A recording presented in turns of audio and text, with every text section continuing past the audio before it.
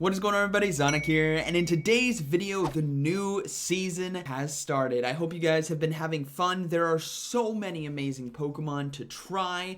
So for the next week, maybe 2 weeks, I'm going to be trying to use all the new Pokemon that I can. So get ready for some fresh new teams. Today's team, I've been holding a little ace up my sleeve. Obviously we talked a lot this last week, 2 weeks, about the meta development, top 10 Pokemon I'm looking out for. But what I kept referencing to you guys is be on the lookout for core breakers, right? Some of the top meta stuff is very vulnerable to being core broken. And Drifblim today is one of those Pokemon. It can do very well, extremely well, OP, walling against Gastrodon, right? If it's not running Water Pulse. It has Icy Wind for Jumpluff and Mandibuzz and Clodsire. It beats those fighters, and it has the new fast move of Astonish, which, to think about it, if you're like, well, what's Astonish? It got updated, it's finally decent. It's like Icy Wind, but hits harder. So the same thing as Dugong with the Icy Wind, but just more damage. And the perfect pairing with the Drifblim that is new and fun to use is the Shadow Kanto Marowak, and I'm utilizing a Shadow Machamp safe swap for the fun. Now, these battles, obviously, it's level 1, level 2, so the first couple battles are more like what happens at level 1, but if you guys are looking for like the meta stuff, like what happens when I face off against a Shadow Feraligatr, Carbink, and Clodsire, right? Look towards the end of the video because I get into the meta very, very quickly. So basically, second half of video is meta teams. First half is like, hey, there's an Executor. So I hope you guys enjoy. Having a lot of fun. First team of the new season. Let me know what you guys think, and let's get right into it. All right, getting into the first battle, we have Drifblim on the lead versus Executor. So my very first battle of the season, obviously, Astonish is putting in a lot of work here, and I'm just gonna go for Icy Wind.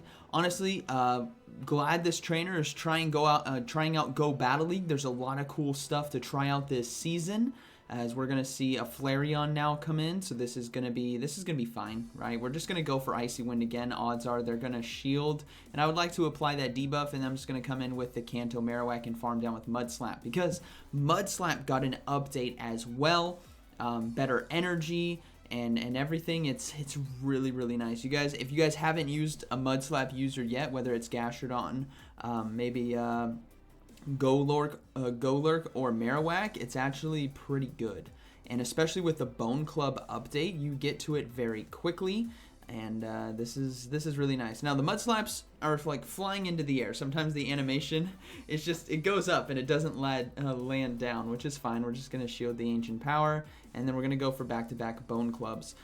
Kanto Marowak today, right? I was really impressed with what it could do. And it makes total sense because it is a Marowak, so it is a goat, right? It's like Goku and Vegeta kind of thing, you know, a Kanto Marowak, a Alolan Marowak, they both put in work. We go ahead and take down game 1. Good battle. All right, moving next one. Crustle on the lead. Now, I gotta see if it is Smackdown, which it is, so I'm gonna go ahead and swap into the Shadow Machamp, start to get head on energy, and we do have a Shadow Victory Bell that comes in, which is perfect. The Shadow Machamp safe swap with a Drifblim lead is trying to get out some of those grass-type Pokemon as well, and we go for Stone Edge just in case they decided not to shield, and now Drifblim can come in and basically aggressively farm down right here. I'm not going to shield, even though it is Shadow Victory Bell. Obviously, we resist the Leaf Blade and the Sludge Bomb or Leaf Tornado, whatever they're going to throw here, which is going to be Leaf Tornado. Still actually did a good amount of damage, so I was really surprised there. But we will be able to get the aggressive farm down, and this is the perfect place to be in because Shadow Victory Bell might have been the hardest counter to our Shadow Kanto Marowak. So we're going to throw that Icy Wind, we get the final shield, we bring out the Marowak, and this is now, I mean, it doesn't really matter what they have in the back because there's just so much neutral damage that we're going to be able to do against the meta. And then we're going to go ahead and shield, and then now that I know that they're going for Rock Blast, I'm just going to aggressively farm down. I'm going to no-shield this second one, I don't know what they have in the back, but I want to make sure because I'm going to be able to survive Rock Blast easily. And then we see that is actually a Whiz Cache. So we're going to go, and you can store up nearly 3 Bone Clubs here, right? So here's the first one. It's a lot of damage. I mean, look at this is Whiz Cache, right? Here's the second one. 3 Bone Clubs is going to be enough. And if you get aggressive farm downs, which I get today, against a lot of Clodsires, there is so much damage that I don't want to keep saying Shadow Kanto Marowak. Should I just go with Marowak? There's a lot of damage that Marowak can do, right? So good battle to my opponent there. All right, getting into the next battle, we have Drifblim on the lead versus Victory Bell. So love to see this on the lead, very polarizing for me. And then we will be able to just load up on energy. They swap into Granbull here with Charm. So what we're going to have to do is we're going to have to soften it up with an Icy Wind. And then we got to come in with our Marowak in order to lock down and maintain positive switch advantage. And even though, like, right, we're going to get aligned to that Victory Bell. Remember, it's Poison Grass, so it's going to still take neutral damage from the Bone Club. So we will be able to get an aggressive farm down. We have back-to-back Bone Clubs ready to go. And they bring in the Alolan Marowak, which obviously does not want to see the pure ground moves right here. That is a lot of damage, and they will decide to surrender. So good game to my opponent. All right, moving to the next one. We have Drifblim on the lead versus Decidueye. So, haven't seen Decidueye in a while, but it does have Astonish. So we're basically going to be just destroying each other. But I think I'm winning in terms of fast moves, and they actually swap out into Clodsire on the Icy Wind, which is perfect. This is super effective damage. And then you guys are going to see what the Marowak can do. I'm going to load back up on energy because I want to make sure I have an Icy Wind ready to go. And I also want to try to catch that Stone Edge, but I don't get it. And now we're going to go for the aggressive farm down. Now, something to note, if you are running the Shadow variant, you can easily survive Earthquake. I decided to shield anyways because I figured that's the time they would throw Earthquake, and they do get to a second charge move, which I think is just Stone Edge, so I'm just going to let this go. And even if it is Earthquake, we survive. It was Stone Edge, perfect. But now we have a lot of energy. And this is what's so dangerous about Marowak. Rightfully so, the energy game that I absolutely love. And I believe it's Gastrodon that comes in right here. So this is now leaning more towards a backline meta. We do get a shield there. But we're just going to keep going for Bone Clubs here. And then I'm going to look to Switch Clock as well as 50 seconds. I don't know if you guys have been feeling that. I kind of got taken by surprise because my inner, like, instincts, right? Team Instinct here. My instincts know, and, like, it's like the Force, right? I can feel when 60 seconds is up. But I do a counter swap to go for the cheeky Icy Wind because Decidueye in the back is basically going to get taken down by the fast moves here. And what we're going to do is we're going to no shield. We're going to come in with Machamp, and we're going to go for an aggressive farm down. But yeah, my instincts know when 60 seconds is up. And when people swap early, I get really confused. You guys are going to see that later in the battles.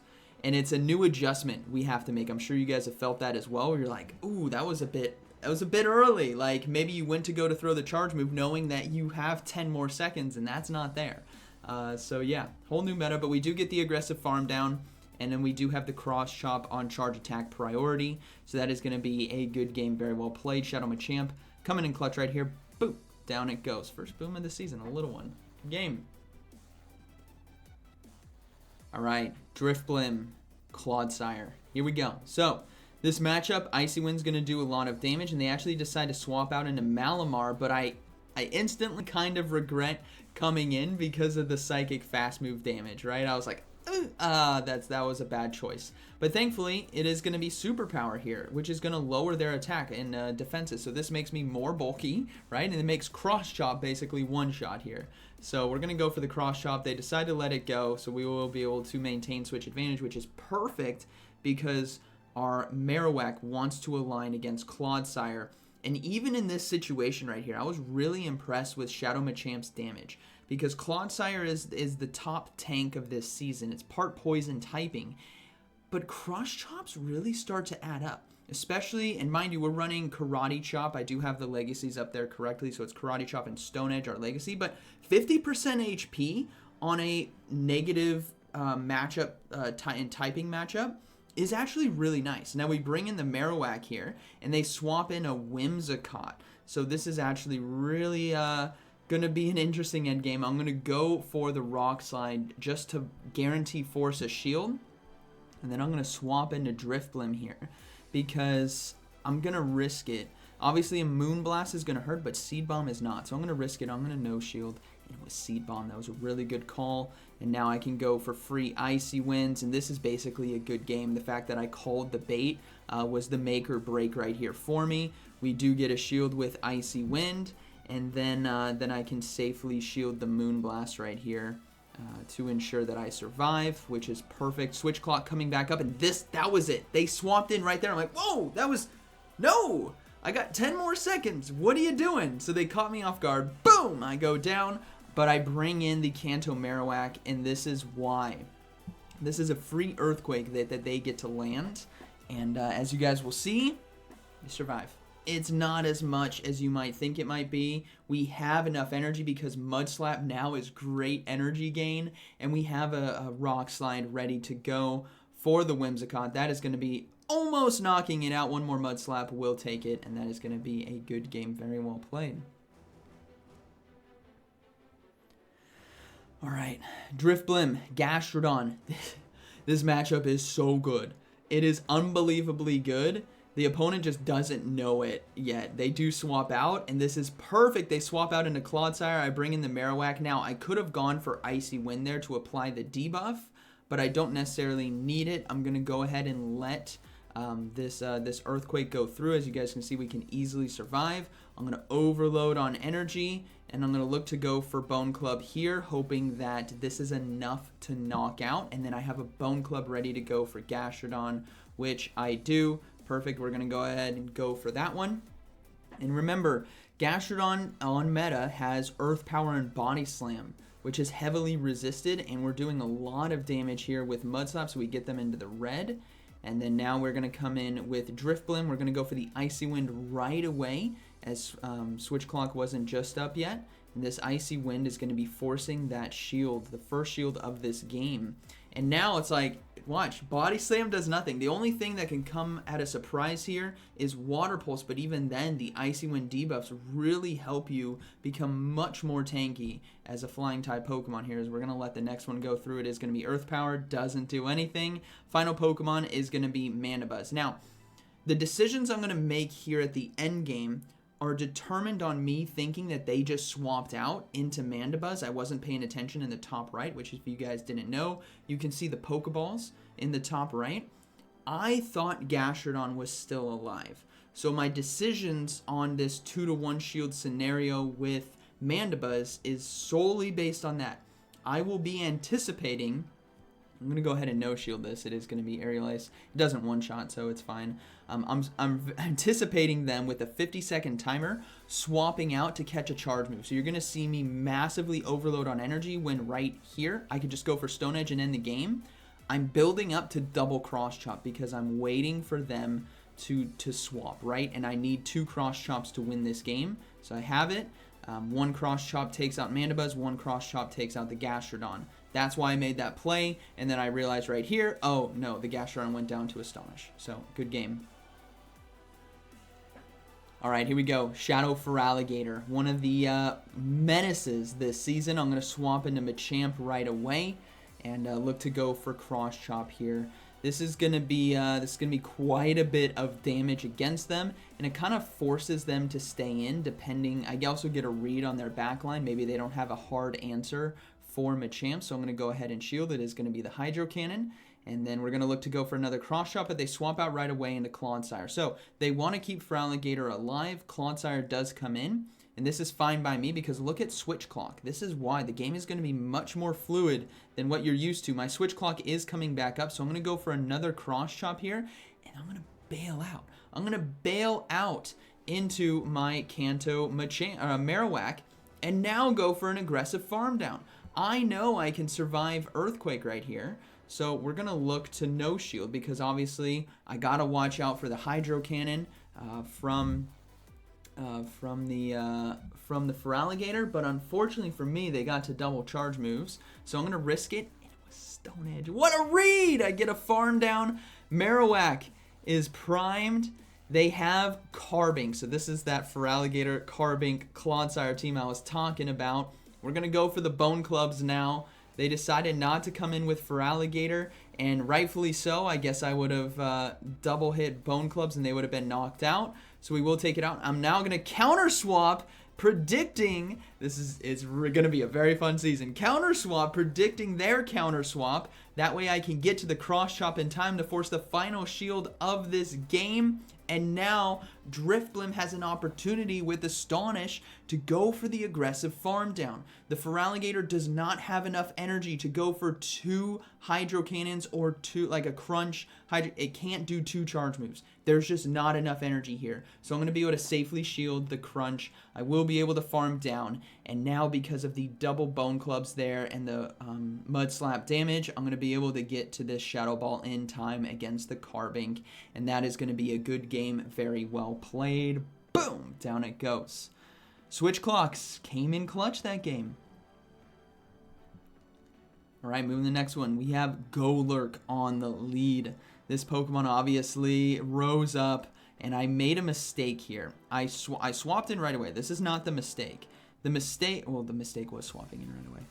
The mistake was not building up to Icy Wind and then bailing, because I need that extra energy. I need free energy. When you're not pressured by fast moves, especially a Poison Jab into the Ghost typing there of Drifblim, you want to overload on energy. So a little bit of rust on my end, but we maintain switch advantage nonetheless. And we do see the Golurk come in, so I'm going to go for Bone Club right away. This is still going to do quite a bit of damage, right? I'm still sitting good because fast move on fast move.